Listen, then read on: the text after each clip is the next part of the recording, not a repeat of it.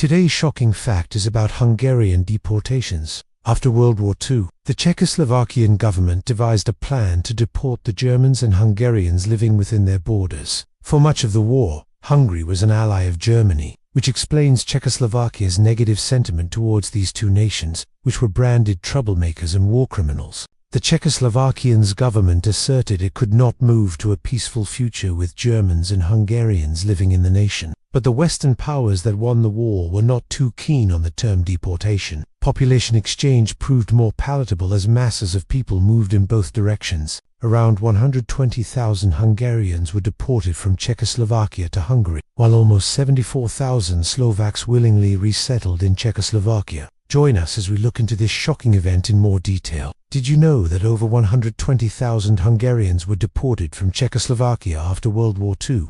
Hungary's alliance with Nazi Germany during much of the war led to resentment among the Czechoslovakian people. Following the end of the conflict, the Czechoslovakian government sought to expel both Germans and Hungarians from the country. However, the term deportation carried negative connotations, so the Western powers suggested a more acceptable phrase: population exchange. This encouraged Hungarians to relocate to Hungary, while many Slovaks chose to move to Czechoslovakia. The result: an estimated 120,000 Hungarians left Czechoslovakia between 1945 and 1946.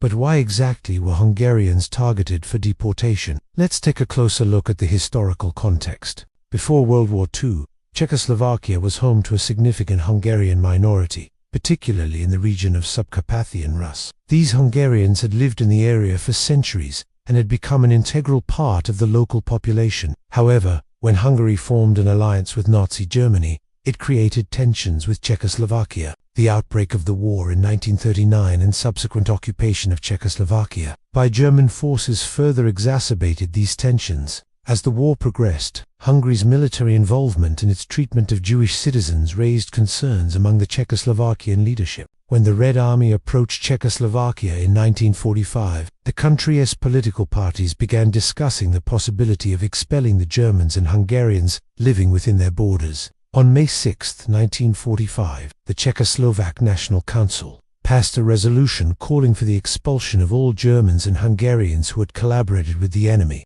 The resolution did not apply to those Hungarians who had lived in Czechoslovakia for several generations, or those who could prove that they had opposed the war. However, the Czechoslovak government soon realized that carrying out these expulsions would be a complex and challenging task. They turned to the Allied Commission for Czechoslovakia, a body composed of representatives from the United States, the United Kingdom, France, and the Soviet Union for assistance. On June 15, 1945, the Commission approved a plan for the exchange of populations between Czechoslovakia and Hungary. The plan called for the creation of 3 zones of exchange: A, B, and C. Zone A included areas where at least 2/3 of the population was Czech or Slovak. Zone B covered areas with a mixed population, and Zone C encompassed regions with a significant Hungarian majority. The Commission set up special courts to try Hungarians accused of collaborationism, while others were given the option to leave the country voluntarily. By the end of August 1945,